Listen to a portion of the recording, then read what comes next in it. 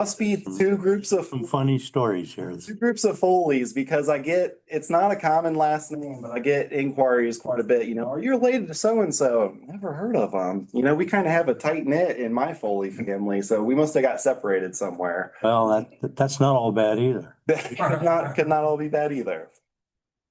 All right, guys, Thank you. much. Yep. Thank you. All right, I'd like to propose a couple amendments for the minutes on September 25th. You wanted to get a picture. You guys want a picture? Sorry. Oh, Yeah. sure want a picture? I do, I really, Where do you want this staged at?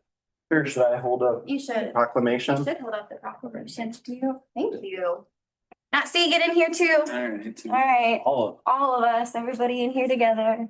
Oh, we're All going guys in here. back. All right, I'll stand. I'm short enough to be in the front. Right, everybody say soil. So, Thank you. thank you. Thank you, guys. Thanks again. All right. Proposed couple amendments for September 25th. The first is in tape 0.04.54. Jordan Tackett, it's spelled Tackette. There's no E in Tackett. And then I just want to add at tape 0.05.59 where it talks about we added access control. I just think we need to add on adding additional access controls for the current building renovation project. So someone read that may understand what they're for. So those would be my two proposed amendments. A motion to accept. With the amendments, I second. Yes. Yeah. Commissioner Banks. Yes. All right, motion to approve requisitions. Second. Barrow. Yes. Commissioner Mears. Yes. Motion to approve month-end appropriation and transfers. No move. Second. Commissioner Barrow. Yes. Commissioner Mears. Yes. Commissioner Banks. Yes. Okay. It's that time of year, man, it flies. Last year we had authorized up to $2,000 for the Christmas lights with Mr. Trump Hour. I think it looked good. It blended in with the city's display as we continue to do work in and around Main Street. Certainly want to make that look nice around the holiday season. So I'll ask for a motion that we authorize an expenditure for up to $2,000 for Christmas lights for this year. So moved. Second. Commissioner Barrow. Yes. Commissioner Mears. Yes. Commissioner Banks. Yes. All right. Skip the kennel attendant. Oh, yeah, I'll touch on that. Okay, thank you. Will there be Christmas lights strung on the orange barrels down Main Street, or is that something different?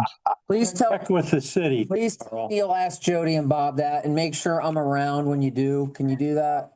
I will come to the next city council meeting. I'll raise the issue. Thank you. All right, next up, we have a request from AEP. There's 3 separate utility permits for a total of replacing 42 poles. They're doing some work. Those are on Settlement East Road and Horning Road, Hook Road and Horning Road between Hook Road and Settlement East. So may we have a motion to approve those 42 pole replacements? So moved. Second. Commissioner Barrow. Commissioner Mears. Yes. Commissioner Banks. Yes. And because Stacy's so good at her job, we are going to remove the kennel attendant from today's agenda. How about that, Stacy? All right, next up, we have a request from Richland County Recorder Denise Jackson to attend her winter conference. It's in November, so I guess they have different dates in the winter for recorders. So may we, and that's for about 503.80. May we have that motion? So moved. Second. Commissioner Barrow. Yes. Commissioner Mears. Yes. Banks. Yes. All right, next up, we have a resolution to set a public hearing date for Tuesday, October 28th at 10:30 in this office. This is for 3, I believe it says 3 Valley vacations. Alley. I Alley. believe it's supposed to say alley vacations. Huh. So may we have a motion to approve that resolution setting the public hearing date? So moved. A second. Do we want to mention that they're in Mifflin Township by any Can I chance? say Mifflin Town? If I didn't, it's in Mifflin Township. Sorry. Maybe you did. Commissioner Vero, Yes. Commissioner Mears, Yes. All right, next up, we need to discuss sending a letter to basically all our taxing jurisdictions in Richland County. So as you guys know, property taxes have been the center of much discussion at the State House and around the state. As a result, the legislature passed legislation given counties by way of the county commissioners. You know, I love when they do that, similar to solar power. They give county commissioners basically the authority to extend or double what is currently the homestead and 2.5% owner occupied tax exemptions. A little note though, which I do think could bring some legalities into play. Currently, the homestead and owner occupied tax exemptions, that revenue loss or just less revenue received is backfilled by the state of Ohio. Okay. The legislature has made it known by way of this legislation that should counties and by way of the commissioners decide to extend one or both or portions of these tax credits, there will be no backfill of the revenue loss whatsoever. In discussions with Auditor Pat Dropsy, should we completely double or extend these to the max allowed by the legislation? It would be about a $6.6 million revenue loss to all taxing jurisdictions. And the jurisdictions that would suffer the most would be our school districts, and they would certainly by way of the homestead, they make up over 50% of those tax credits. So we have a window, okay, of October to pass this, and it would take effect 1st of January should we pass any variation of that. So we are asking, or at least this letter drafted by Andrew, very well done, Andrew. We plan to hold a meeting on Thursday, October 9th at 10 a.m. Depending upon the response we receive, we may actually hold that meeting downstairs in our newly remodeled or newly created conference and meeting room. And that's why we did it, right? We anticipate a decent amount of attendees where we will consider passing property tax relief. May not, certainly don't know yet. We've asked Pat for figures. It is a very delicate balance between certainly addressing the requests and voices from our residents who have felt the increase of property taxes over the past couple years, while also being mindful of the loss in revenue to our local governments, particularly our local schools. And should we do anything, I mean, if we did both estimates and we don't have the fine tune, but for example, you're looking at anywhere from a $900,000 to $1 million revenue loss to Mansfield City Schools. You're around the $650,000 revenue loss to school districts like Madison and Lexington. So they're pretty substantial losses in revenue. However, certainly we know there are issues being circulated across the state to completely eliminate property taxes. This is what did Paul Newman say in The Departed? This is the business we've chosen, right? So we have to make some tough decisions. And that's why we were elected. So we certainly want to hear from our taxing jurisdictions before we make any decisions that would certainly impact those government jurisdictions. So we have before us this letter. discuss how we're gonna distribute it, right, Andrew? Because it's a lot of taxing jurisdictions. And the, Big help already, and Heather. and the county would be hit, us meaning the general fund. I mean, basically any agencies receiving revenue from property taxes would be impacted. So I'll call for a motion that we approve this letter. And I'm sure you guys may have comments and Carl may have questions, but that's sort of where we are at this point. So I'll ask for a motion to approve distributing or sending the letter. So moved. Second. Commissioner Vero, Yes. Commissioner Mears, Commissioner Banks. Yes, Tony, I want to make sure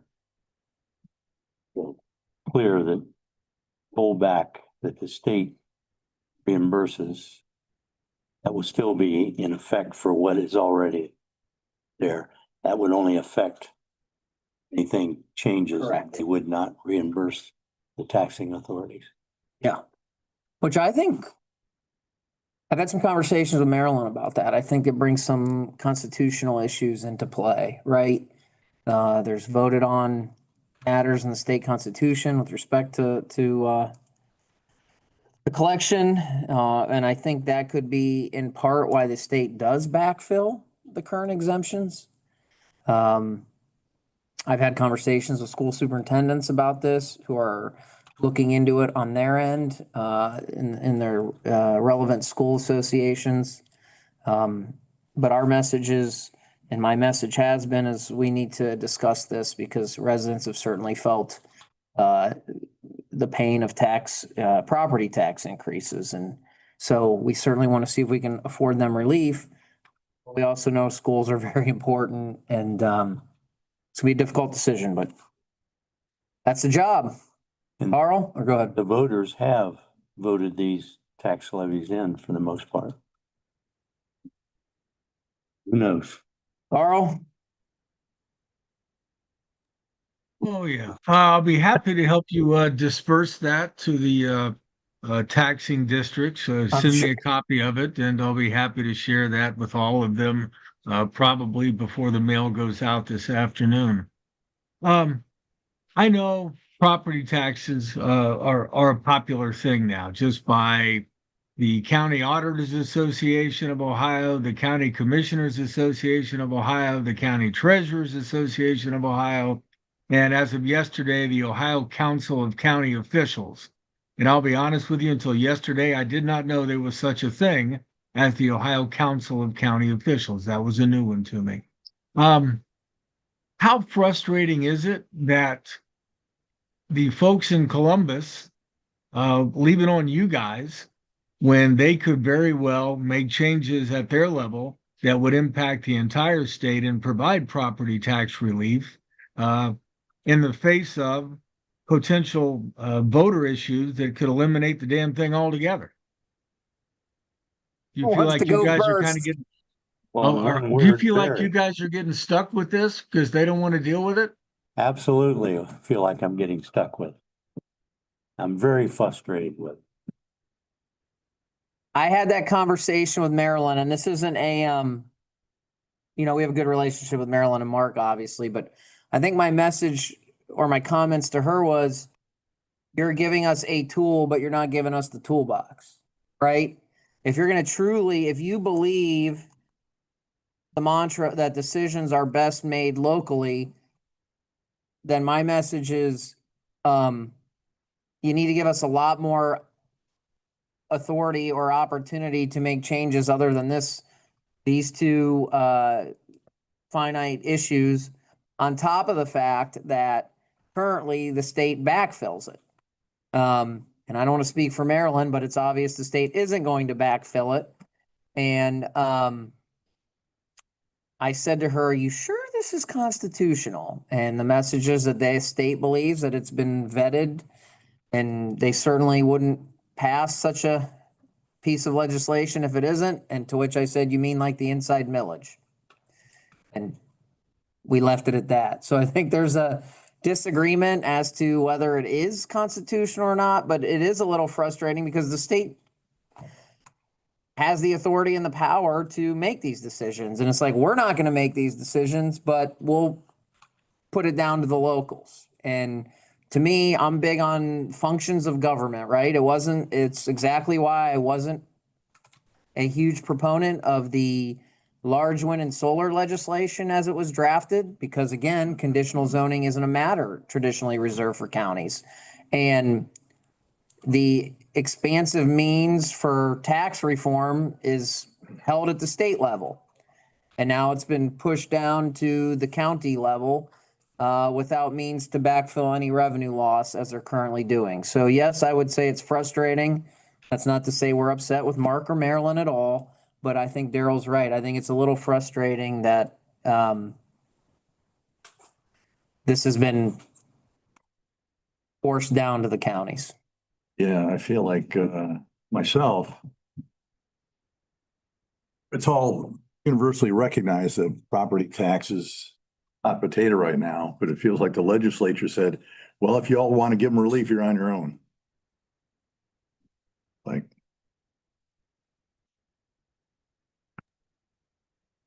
I know there are a package of recommendations that the acronym groups, I won't go through all the names again, have suggested for immediate legislative action, and it doesn't seem like they're acting on any of those things. Would that be a fair assessment? I'm Uh, not sure. I know they're working in Columbus at some additional reforms. What that entails or how that looks at the end of the day, I have no idea right now. How nervous are state officials? I won't ask you to speak for state officials. How nervous are you guys at the county level that if something doesn't change, whether you guys enact this or whether the state legislature actually does take some issue of reform, that, this is such a hot potato that next November we could be debating whether voters are going to do away with a state property tax altogether. What would that do? Well, I think that answer is twofold. Are we nervous? I don't know if you're nervous if a large number of Ohio residents sign a petition to completely abolish property taxes. To me, that's the democratic process as is, right? So I wouldn't call it nervous. I mean, that's why we live in this country. So I don't think it's nervous. Now, if you ask, I've told people, I've had some people, as this continues to gain momentum or steam, I've had some residents say, well, what would that look like? And my message is, well, I think it might make our jobs a lot easier because a lot of government functions would go away, particularly the schools, in the absence of revenue replacement, right? So let's be clear. I think governments could survive on some existing carryovers, but after a couple years without, let's talk about us. I don't want to speak for anyone else. We have Dayspring, right, Carl? Our community, it's a historic building. It's beautiful. It is a place for people in need, a lot of former veterans to find a home, to have community. We have a soft spot for Dayspring. I know I can feel comfortable saying that. Yes. I mean, Dayspring's funded by property tax levies. So if property taxes are completely abolished, eventually we would have to close Dayspring, right? In the absence of revenue loss, I don't want to do, I don't want to do scare tactics here, but that's just fact. I know schools in the absence of revenue replacement, as of now, many schools are looking to look at some other revenue streams. I mean, I don't know how that is the primary source of revenue for schools. So Children's Services, New Hope, the library, parks. mental health. We could go down the list of government agencies that their primary source of revenue or a good source of revenue is property tax. And I do want to at least say this is how the system, right, wrong, or indifferent was set up. So it's not the primary fault of schools. Counties get sales tax for the most part. Municipalities get income tax for the most part. Schools get property tax for the most part. That's the system. There's language that reflects that in our state constitution. And in the absence of property tax revenues, I would probably say the schools will be in trouble. Carl, my feeling on this is we hear it from politicians, both elected and unelected so far, to do away with the property tax. But until they get real about how they're going to replace the revenue for all the services, it's just talk. You got to have a replacement plan, and hopefully that when we're planning this, they'll come up with ways of keeping.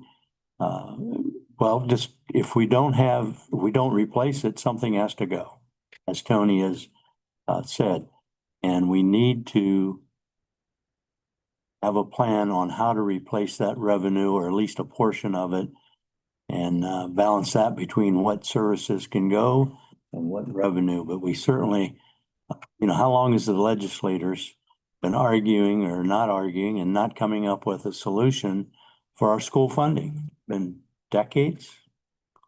It's been a long time. And Don't get me started on DeRolf. That's a whole nother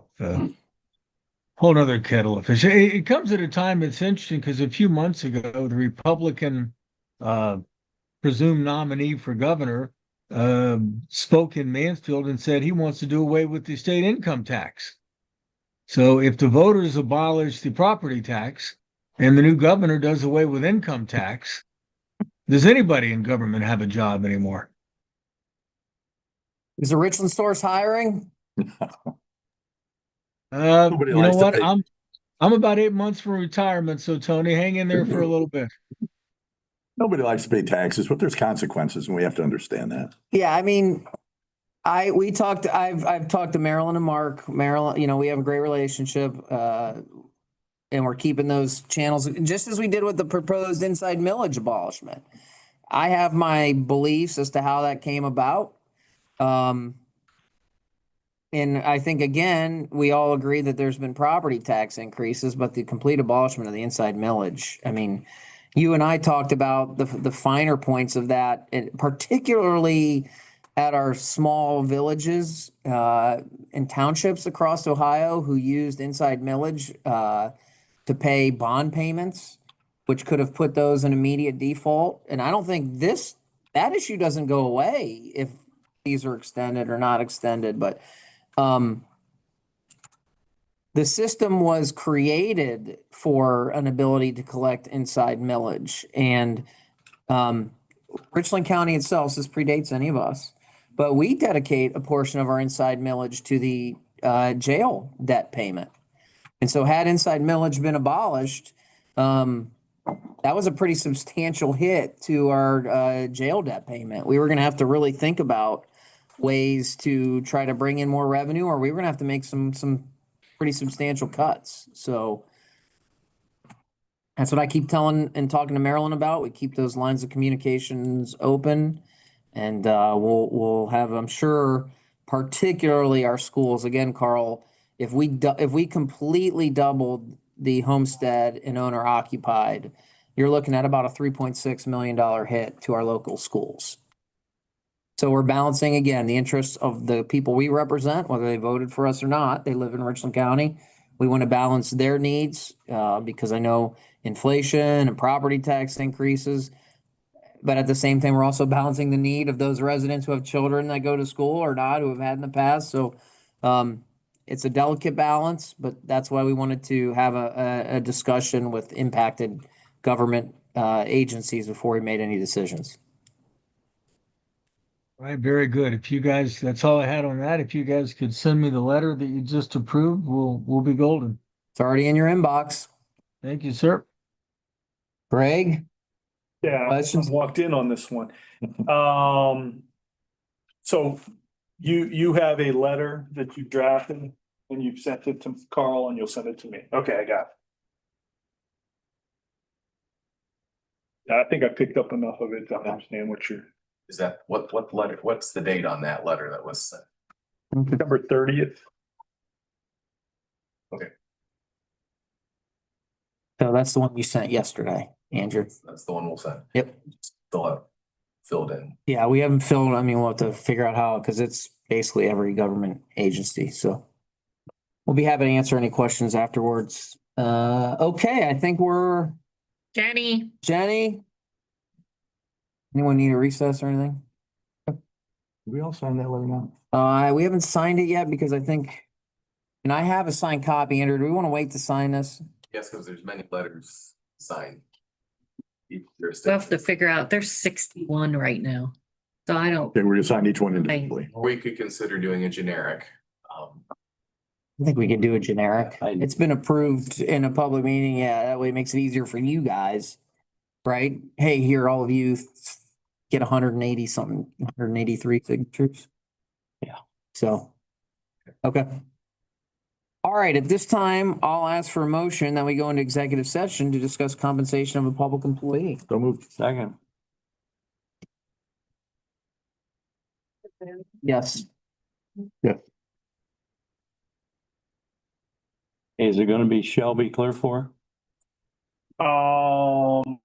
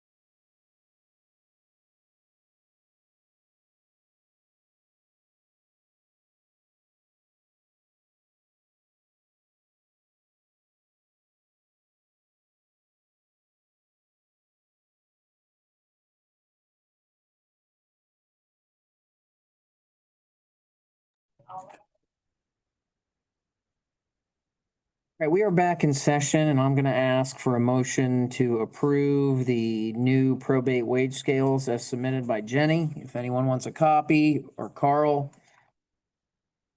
Adding some positions, we're changing some points. The probate court administrator does a really good job. There are no new monies being handed out, approved as a result. It's just a calibration of the current roles and responsibilities of the court and some positions they may or may not hire moving forward. So there are no pay increases being distributed whatsoever. So moved. Second,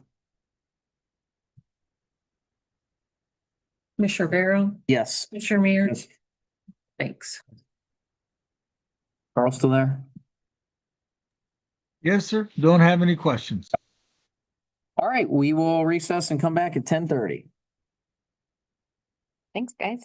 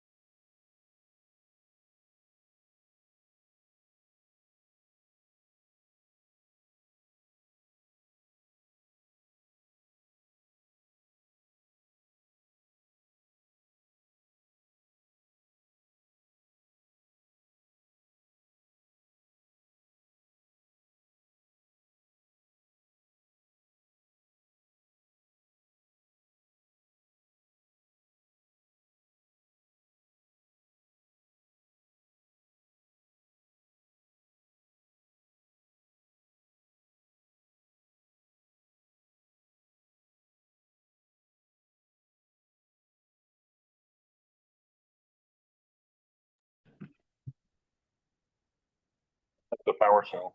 All right, 10:30, back in session, joined by the building code department. At this time, we're gonna recess our regular session. Now open for public hearing. This is public hearing number 2 on building department fees. Carl there still? What? Yes, sir. Oh, hey, Carl. Steve, anything new from when we last met in the public hearing? Gentlemen, good morning and thank you.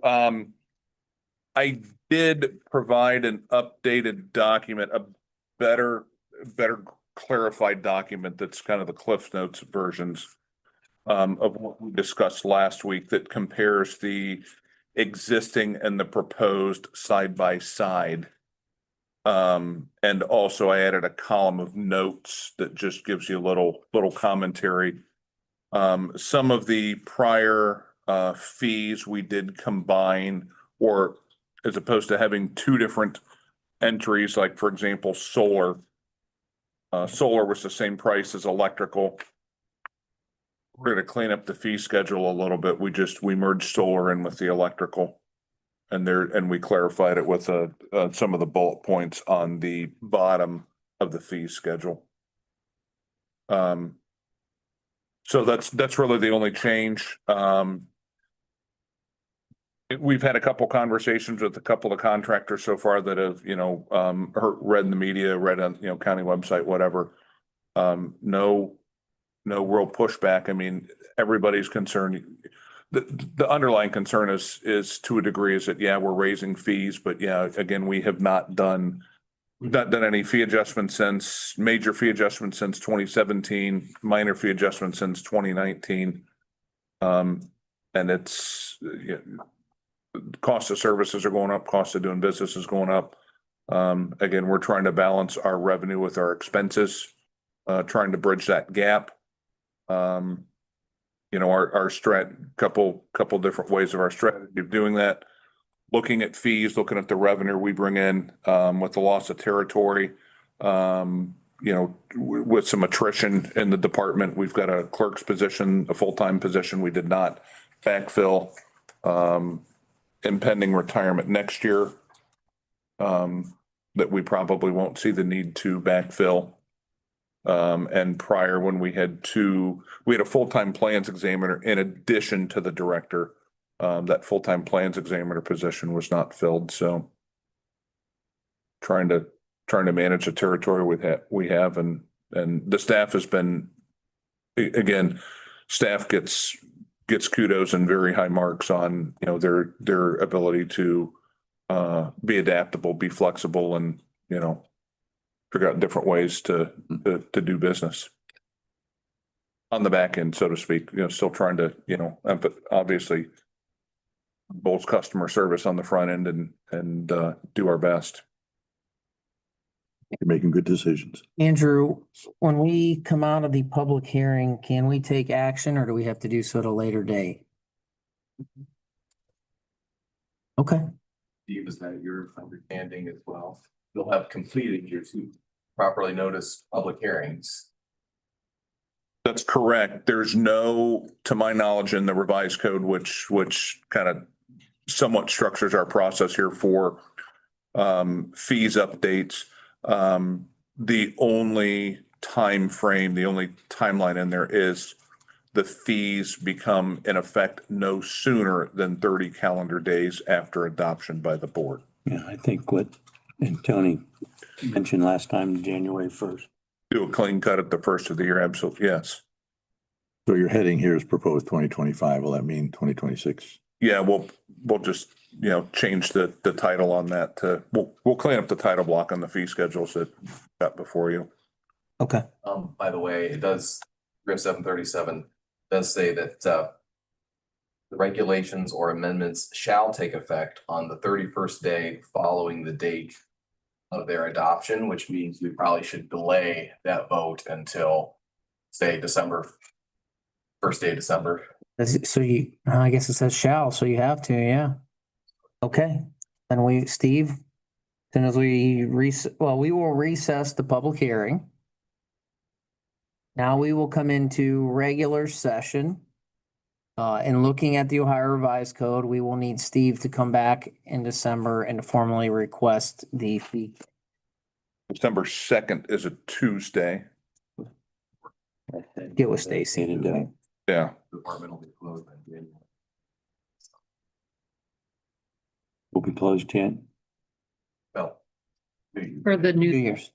for the new fees to be effective since it's on the third Gotcha. day. Gotcha. All right. Thank you, gentlemen. We will recess and come back at 11. Gentlemen, thank you very much. Thank you.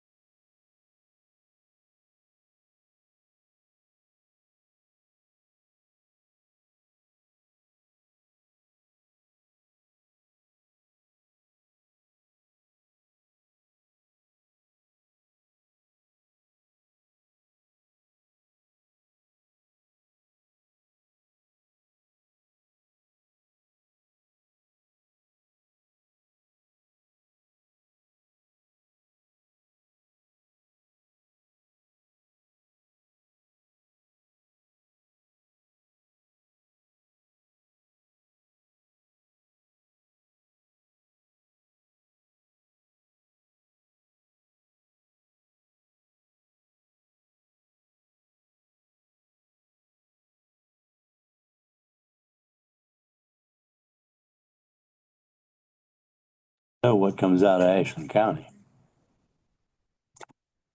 Okay, it is 11 a.m. and your Richland County Board of Commissioners are now in session. Is Carl still there? Okay, with this time, I'll ask for a motion to go into executive session to discuss discipline of a public employee. No move. Second. Yes. Mears, Yes. Commissioner Banks. Yes.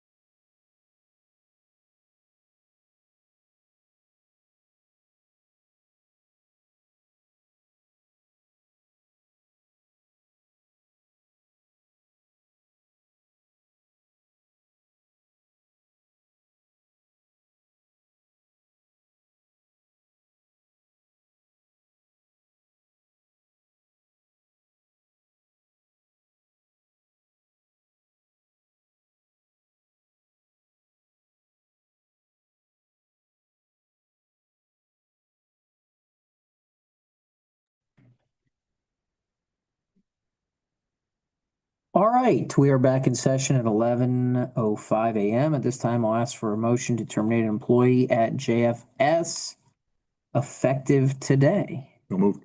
Second. Commissioner Farrow, Yes. Commissioner Mears, Commissioner Banks. Yes.